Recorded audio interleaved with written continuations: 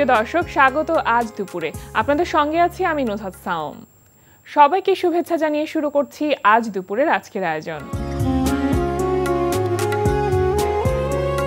আজ থাকছে সংস্কৃতি, এনটিভি অনুষ্ঠান সূচি ও দুপুরের অতিথি। প্রথমেই থাকছে সংস্কৃতি। ধানমন্ডি আলিয়াস প্রসেসের লা গ্যালারিতে অনুষ্ঠিত হচ্ছে চিত্রশিল্পী সব্যসাচী হাজরার চিত্রকলা প্রদর্শনী প্রাইমার টু প্রেস। প্রদর্শনী চলবে 18 মে পর্যন্ত। উত্তরার গ্যালারি কায়ায় অনুষ্ঠিত হচ্ছে চিত্রশিল্পী চন্দ্রশেখর দের একক চিত্রকলা প্রদর্শনী রিয়েলিটি, ফ্যান্টাসি অ্যান্ড ডিলিমা। প্রতিদিন বেলা 11:30 থেকে সন্ধ্যা 7:30 এই সময় প্রদর্শনী চলবে 17 মে পর্যন্ত। এবার এনটিভি অনুষ্ঠান সূচি। এবার জানিয়ে দিচ্ছে এনটিভির আজ রাতের বিশেষ বিশেষ অনুষ্ঠানগুলির সময়সূচি। সন্ধ্যা 6:45 থাকছে কাজী মোহাম্মদ মোস্তফার প্রযোজনায় অনুষ্ঠান বিজ্ঞানে আনন্দ।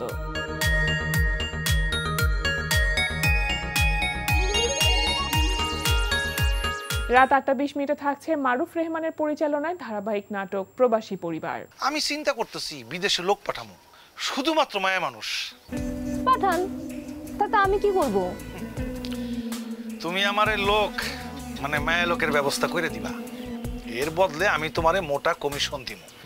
আচ্ছা, বিদেশ কি তুমি যাবে না আমি? আচ্ছা, আপনি কি আর কোনো জায়গা পান না?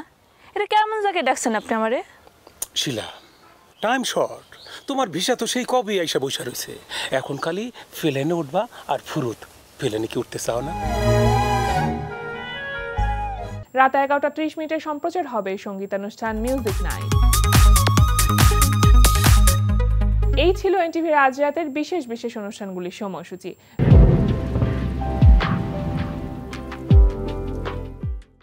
এবার দুপুরের অতিথি। প্রিয় দর্শক, আমাদের আজ দুপুরের অতিথি নির্মাতা মকবুল চৌধুরী। শুভ দুপুর ভাইয়া। শুভ দুপুর। কেমন আছেন? আমি ভালো আছি। আগামীকাল আপনার নির্মিত একটি চলচ্চিত্র ছায়া বন্দনা, যেটা প্রদর্শিত হবে বাংলাদেশ শিল্পকলা একাডেমির জাতীয় চিত্রশালায়। এটা সম্পর্কে শুরুতে একটু জানি যে কোন প্রেক্ষাপট থেকে বা কোন জায়গা থেকে আসলে ছায়া বন্দনা করা? এটি আপনারা বাংলাদেশের সবাই চেনেন, নাসির আলী মামুন পোর্ট্রেট ফটোগ্রাফি করে এবং বাংলাদেশের পোর্ট্রেট ফটোগ্রাফির সূচনাটা ওনার হাত ধরে হয়েছে।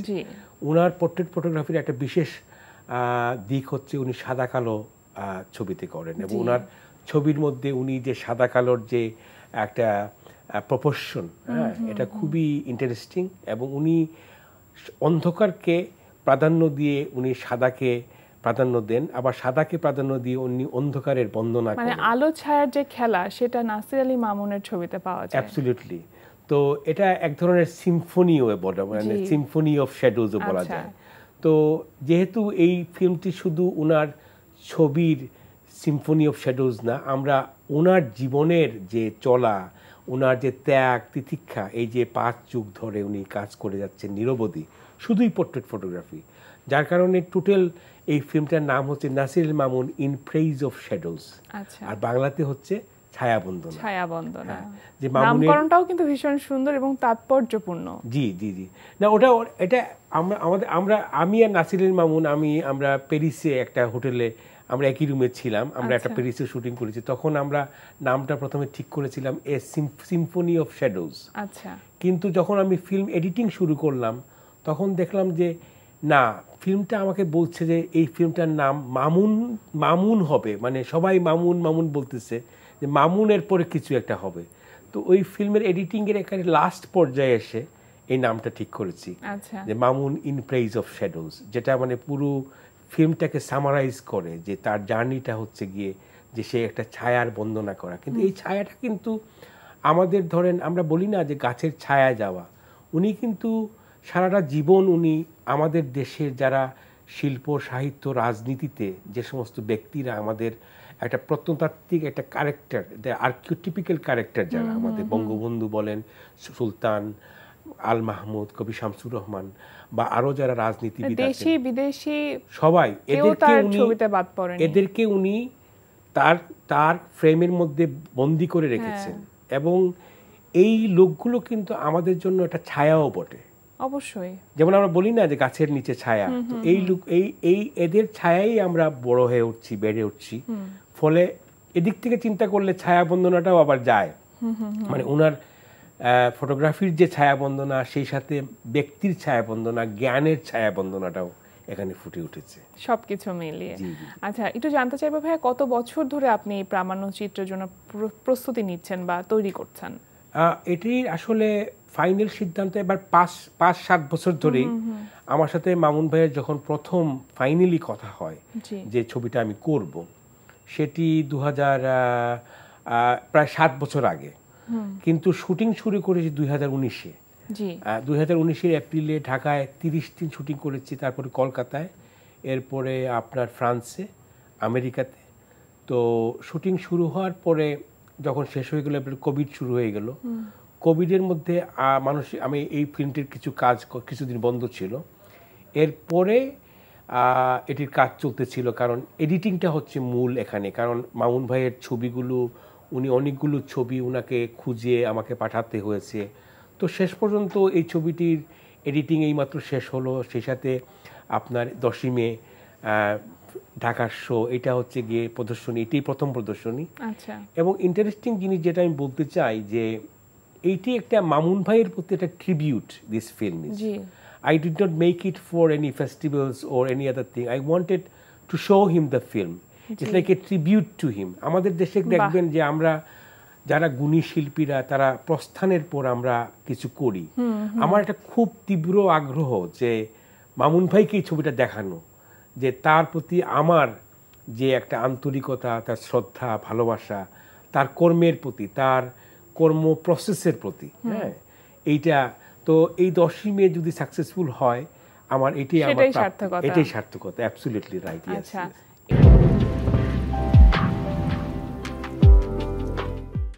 এই প্রামাণ্যচিত্রের ব্যাপ্তি হচ্ছে 60 মিনিট, 60 এবং মিনিট। 60 মিনিট আপনি আসলে কোন কোন বিষয়গুলো তুলে আনার চেষ্টা করেছেন নাসির আলী মামুনের? এটা একটা ইন্টারেস্টিং কোয়েশ্চন। 60 মিনিটের মধ্যে নাসির আলী মামুনের ছবিগুলোর খুব গভীরতম পর্যালোচনা হয়েছে এই ফিল্মে। এটা একটা এসে ডকুমেন্টারি অ্যাজ ওয়েল। আচ্ছা। নাসির আলী মামুন যে ছবি তুলেন, উনি কিন্তু মানুষের সাথে সম্পর্ক তৈরি করেন। সম্পর্ক তৈরির মাধ্যমে উনি ছবি করেন। ওনার একটা ইনসাইট আছে। উনি কিন্তু, যেমন আমি ফরিদা পারভিনের ইন্টারভিউ নিয়েছি। ফরিদা পারভিন 1972 সালে মামুন ভাই কিন্তু ওনার ছবি তুলেছেন, এবং ওই 72 সালে মামুন ভাইয়ের তোলা ছবি পূর্বানীতে ছাপা হয়েছিল।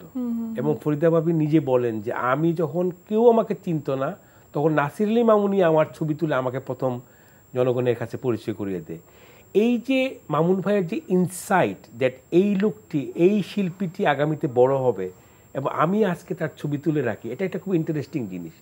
এরকম বেশ অনেকগুলো, আমি সব ছবির ফুল ডিটেল আমি বলছি না, বাট এরকম খুব ইন্টারেস্টিং মামুন ভাইয়ের, যে বললাম না যে তার পুরো জীবন পদ্ধতি, ছবি তোলা, তার যে মনস্তাত্ত্বিক যে আইডিওলজি থেকে উনি এই কাজটি করেছেন, সেটার একটা পূর্ণাঙ্গ আলোচনা এখানের মধ্যে আছে এই 60 মিনিট ধরে। আচ্ছা, এবং মামুন ভাইকে তো আপনি ব্যক্তিগতভাবে, মানে আপনার সাথে পরিচয় আছে? হ্যাঁ, এটার ছোট্ট ইন্টারেস্টিং ঘটনা হচ্ছে যে আমি যখন কিশোর বয়সে, আমি 80-84 দিকের কথা বলছি, তখন পত্রিকাতে দেখতাম যে কোনো লোক মারা গেলে একটা অসম্ভব সুন্দর একটা সাদা কালো ছবি ছাপা হয়, আর নিচে লেখা থাকে ছবি নাসির আলী মামুন। তখন আমি প্রশ্ন করতাম যে কে এই লোকটা, যে মারা গেলেই এই লোকের ছবি দেওয়া হয়। তো আমি একদিন জিজ্ঞাসা করলাম আমার এক ভাইকে যে উনি কে। উনি বললেন যে উনি একজন পোর্ট্রেট ফটোগ্রাফার, ইত্যাদি ইত্যাদি। তো এর অনেক বছর পরে আমি ইংল্যান্ডে আরেকটা ফটোগ্রাফারের উপর একটা ডকুমেন্টারি করি, সান অফ দ্য এম্পায়ার। তো ওই ফিল্মের একটা শো পাঠশালাতে হচ্ছিল। তো ফিল্ম শো হওয়ার পরে তো প্রশ্ন পর্ব চলে। হঠাৎ করে পেছন থেকে একজন লোক বলল, excuse me, I have a question, my name is Nasir Ali Mamun. আমি তো থমকে দাঁড়িয়েছি, আমি তো আপনাকে খুঁজতেছি এত বছর ধরে। ওই দিনই আমি তাকে প্রস্তাব করি যে মামুন ভাই, I want to make a documentary. ওই দিনই, আমি সনটা মনে নেই। তারপরে উনি লন্ডনে যান, ফোনে কথাবার্তা হয়। হ্যাঁ, তো শেষ পর্যন্ত অবশ্যই মামুন ভাই আমাকে ট্রাস্ট করতে হয়েছে। ওনার 150 ফটোগ্রাফ আমাকে দিয়েছেন উনি, ওনার তোলা। মানে এগুলো ওনার এই রিলেশনশিপটা আমাকে পুরো আর্কাইভটাই না, পুরো আর্কাইভ না, ওনার আর্কাইভ অনেক বড়, বাট আমি যখনই যেটা চেয়েছি উনি এই অরিজিনাল ফটোটাই পাঠিয়েছেন। এবং মামুন ভাইয়ের এই যে সেলুলয়েডে তোলা ছবিগুলো যখন এখনো ভিডিওতে আসে, স্ক্রিনে আসে, মানে আমার এই ছবিতে কিন্তু বিদেশি লোকজন কাজ করেছে। জেক ব্লোর একজন মিউজিক ডাইরেক্টর, সে কাজ করেছে। তারপরে আমি মিউজিক করিয়েছি কলকাতায়, হ্যাঁ, খুব ভালো একজন সারেঙ্গি প্লেয়ার সুভাষিস হালদার। ওরা মানে ওদেরকে তো আমি ড্রাফট পাঠিয়েছি, ওরা ওনার কাজ দেখে, মানে ওই যে ফটোগ্রাফ দেখে ইত্যাদি, ওরা মানে এতই আপ্লুত, মানে they belong to this film. বলে না না না, আমি এটা আবার করে দেবো, আবার করে দিব। তো আমি জিজ্ঞাসা করলাম যে আপনারা why you become so interested? সে বলে no, you don't even understand, you don't even understand what is being said. বলে কিছু বলা লাগবে না, ওই সাদা কালার ছবি দেখেই আমি বুঝে যাচ্ছি যে এই ছবিতে কি বলা হচ্ছে। মামুন ভাই নাকি একটা ছবি, একটা গল্প, absolutely very powerful, very powerful. আগামীকাল তো বিকেল 4টার সময় এই ছায়াবন্দনা প্রদর্শিত হবে, এটা নিয়ে আর কোনো পরিকল্পনা কি আছে ভবিষ্যতে? সত্য কথা বলি, যেটা হচ্ছে আমার নিজেরও বহু পরিকল্পনা আছে, কিন্তু আমি মনে করি যে ইন্টেলেকচুয়ালি আপনার বা কর্মপদ্ধতি অনুসারে একটা করে কাজ করা উচিত, ভালো কাজ করতে হবে অবশ্যই। তো মামুন ভাইয়ের এই কাজটা শেষ হলে পরে আমার নিজেরও কিছু কাজ করব, যেটা বললাম যে এখন হ্যাঁ, মামুন ভাইকে আমি এই ছবিটা ইংরেজি নাম বা সমস্ত কিছুর মধ্যে একটা ইন্টারন্যাশনাল ফ্লেভার আনার চেষ্টা করেছি। মাই intention is also to introduce Nasir Ali Mamun to the wider world. এটা একটা ইন্টেনশন, দ্যাট ইজ ওয়াই খুবই চেষ্টা করেছি। তো আমি জানি না কতটুকু সাকসেসফুল হব, because it is very important যে নাসির আলী মামুনের মতো এরকম একটা প্রতিভাধর ব্যক্তি, যিনি পোর্ট্রেট ফটোগ্রাফিতে একটা ডিস্টিংটিভ একটা ক্যারেক্টারিস্টিক উনি ক্রিয়েট করেছেন। It is a rare thing. কিন্তু আমরা কিন্তু বিভিন্ন জিনিসে আমরা হাওয়ার মধ্যে গলিয়ে যেতে পারি, কিন্তু if you really look at his photograph, the way he takes photographs, তাহলে কিন্তু এক ধরনের একটা থিওরিটিক্যাল অ্যাপ্রোচ এখানে পাওয়া যায়। অ্যান্ড আমি শিওর যে আন্তর্জাতিক ক্ষেত্রে পোর্ট্রেট তো অনেক হবে বা এটার চর্চা আছে। আমার এই ফিল্ম যদি আমি এইভাবে কোনোভাবে, আমি জানি না কিভাবে করব, বাট একটা এইম আছে যে মামুন ভাইকে, বাংলাদেশকে এই ছবিটি ইন্টারন্যাশনালি প্রেজেন্ট করা। অ্যাবসলিউটলি। এবং this is how I made it. এটা অনেকটা মানে এটা এই ব্যালেন্সটা আমাকে রাখতে হয়েছে যে টোটালি বাংলাদেশি না, আবার একটু আন্তর্জাতিক ফ্লেভারটার মধ্যে আছে। আচ্ছা, এই যে কোনো ব্যক্তির উপরে বা কোনো প্রামাণ্য চিত্র যখন আপনি নির্মাণ করতে যান, তখন আসলে অনেক গবেষণা দরকার পড়ে এবং বেশ অনেকটা সময় নিয়ে আপনি কাজ করেন। এর আগে প্রামাণ্য চিত্রগুলো কাদের উপর নির্মিত ছিল বা কি বিষয়বস্তুকে কেন্দ্র করে আপনি নির্মাণ করেছিলেন? আমি আগে যেটা করেছি, আমার একটা film not a penny not a গান, সেটা মুক্তিযুদ্ধে ব্রিটেন প্রবাসীদের যে অবদান সেটি কিন্তু জানা ছিল না। তো আমার ওই ফিল্মটি 2016 শিল্পকলা একাডেমি শ্রেষ্ঠ ডকুমেন্টারি অ্যাওয়ার্ড পায় এবং আরও একটা অ্যাওয়ার্ড পায়। এবং বাংলাদেশ মুক্তিযুদ্ধ জাদুঘর মুক্তিযুদ্ধের পরবর্তী সময়ে যে 10টি ছবি প্রামাণ্যচিত্র তারা একটা লিস্ট করেছে, এবং আমার নট এ পেনি নট এ গানটা একটা। এটার কারণ হচ্ছে যে প্রবাসে, বিশেষ করে বিলেতে বাংলাদেশিদের মুক্তিযুদ্ধে বিলেতিদের যে অবদান, বিলেতি বাংলাদেশিদের, এটা কিন্তু অনেক শুনেছি আমরা, কিন্তু as a documentary film this was the first. এবং এই ডকুমেন্টারি ফিল্মটাই কিন্তু ডিমান্ড করেছে যে শুধুমাত্র যারা বন্দুক নিয়ে যুদ্ধ করেছে তারাই যে মুক্তিযোদ্ধা তা না, যারা মুক্তিযুদ্ধের জন্য বিভিন্নভাবে কাজ করেছে তারাও মুক্তিযোদ্ধা। এবং এই প্রসেসটা কিন্তু ওই ডকুমেন্টারি ফিল্মের মাধ্যমে শুরু হয়েছে, which is quite a big thing that একটা ফিল্ম, আমাদের মুক্তিযুদ্ধ মন্ত্রণালয়ের মন্ত্রী মহোদয় এই ছবিটি দেখেছেন। এটি যার বাবার উপরে, যার বাবাকে ঘিরে করা হয়েছিল, এটা লম্বা স্টোরি। আমি শুধু বলতেছি যে not a penny not a gun also participated in Mumbai film festival as part of যে বাংলাদেশের 50th যে বাংলাদেশের 50তম জন্মবার্ষিকী উপলক্ষে আপনার একটা বাংলাদেশ প্যানোরামা করেছিল ভারতীয় সরকার। সেখানে প্রায় বাংলাদেশের 10-15টা আরও কিছু ডকুমেন্টারি দেখানো হয়েছিল, সেটার একটা পার্ট ছিল এটা একটা। আর কিছুদিন আগে 2023-এ আমাদের শহরে কমনওয়েলথ গেমস হয়েছিল। আপনি তো কমনওয়েলথ গেমস তো বুঝেন, খুবই বিরাট ধরনের এটা। তো ওখানে ওই শহরের কমনওয়েলথ গেমস উপলক্ষে ওই শহরের যারা ক্রিয়েটিভ লোক আছে তাদেরকে ওরা ইনভাইট করে যে if you have any idea then you can submit. তো আমি একটা ক্রিয়েটিভ সিটি ট্যালেন্ট একটা অ্যাওয়ার্ড পেয়েছিলাম একটা ডকুমেন্টারি করার জন্য।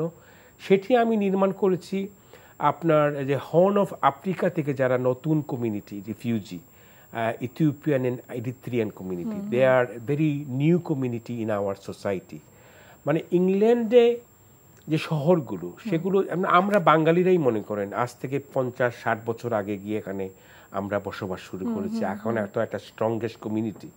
But continually this migration process is taking place in places like Germany or in European country. আচ্ছা। এবং এই যে নতুন কমিউনিটি তাদের নতুন করে একটা শহর একটা দেশে বাস করা, তাদের কালচারকে এস্টাবলিশ করা, এই যে process is actually the same like আমাদের গ্র্যান্ড প্যারেন্টস, আমাদের যে পূর্বপুরুষরা যেরকম স্ট্রাগল করেছিল তারাও কিন্তু এখন এটা করছে। আচ্ছা। So I was quite fascinated by that, interested how it is. আচ্ছা। So that idea was, as I said, awarded as a creative city talent.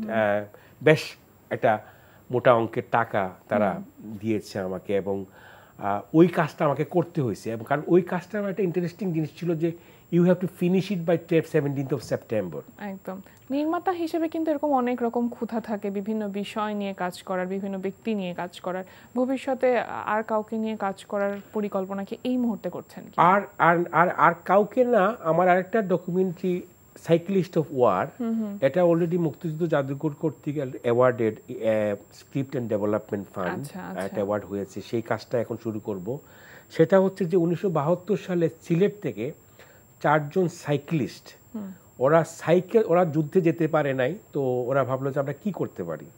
ওরা 4 জন আপনার সিলেট থেকে সাইকেল চালিয়ে পুরো ইন্ডিয়া ট্রাভেল করছে, just to say thank you to the Indians যে তোমরা আমাদেরকে সাহায্য করছো। এবং ইন্টারেস্টিংলি তারা যখন দিল্লিতে পৌঁছে তখন দিল্লি ইয়ং কংগ্রেসের একজন বলল চলো তোমাদেরকে ইন্দিরা গান্ধীর সাথে দেখা করে নিয়ে আসি। তো ওদেরকে বঙ্গভবনে নিয়ে গেছে ওখানে ওই দিল্লিতে। ওদিন ইন্দিরা গান্ধী ছিলেন না, দিল্লির প্রেসিডেন্ট ভিভি গিরি ছিল। সেই ভিভি গিরির সাথে তাদের দেখা যে করেছিল ওই ছবিগুলো কিন্তু আমাদের ফ্যামিলি অ্যালবামে ছিল। আমার ভাই ছিলেন একজন, তাদের লম্বা চুল। তো ওই ছবিগুলো বহুদিন ধরে আমার কাছে আছে, কিন্তু আমি ওই বাকি যারা সাইকেলিস্ট ছিল আমি খুঁজে পাচ্ছিলাম না। যাই হোক, এখন আই হ্যাভ আইডেন্টিফাইড দেম হোয়ার দে আর। এবং এই টোটাল আইডিয়াটা ভেরি ফ্যাসিনেটিং যে 4 জন লোক সাইকেল চালিয়ে আপনার করিমগঞ্জ, আমাদের শিলচর, তারপরে পাটনা, এগুলা হয় 3 মাসে ওর আগে দিল্লি পৌঁছেছে, just to say thank you. এই ছবির একটা সিগনিফিকেন্স, এই বিষয়টা নিয়ে কাজ করার ইচ্ছাটা আছে। এটাই আমার নেক্সট প্রজেক্ট। জি জি, ভাই আসলে অনেক গল্প ছিল আপনার সাথে কথা বলার মতন, কিন্তু একেবারেই শেষ পর্যায়ে আমরা চলে এসেছি। আপনাকে অনেক অনেক ধন্যবাদ আমাদের আয়োজনে আসবার জন্য। ছায়া বন্দনা যেন সফল হয় সেটাই প্রত্যাশা থাকবে। Thank you for that. প্রিয় দর্শক, আমরা চলে এসেছি অনুষ্ঠানের শেষ প্রান্তে। অনুষ্ঠান সম্পর্কে আপনার মতামত জানাতে মেইল করুন আজ দুপুরে @ntvbd.com-এ। বিশ্বের যে কোনো প্রান্ত থেকে যে কোনো সময় আজ দুপুরে দেখতে ভিজিট করুন আমাদের পূর্ণাঙ্গ ওয়েব পোর্টাল www.ntvbd.com। এছাড়া এনটিভি সব জনপ্রিয় অনুষ্ঠান ও খবরের আপডেট পেতে ভিজিট করুন আমাদের ইউটিউব চ্যানেল ও ভেরিফাইড ফেসবুক পেজে। সবার মঙ্গল কামনায় আজকের মতো এখানেই শেষ করছি। শুভ দুপুর।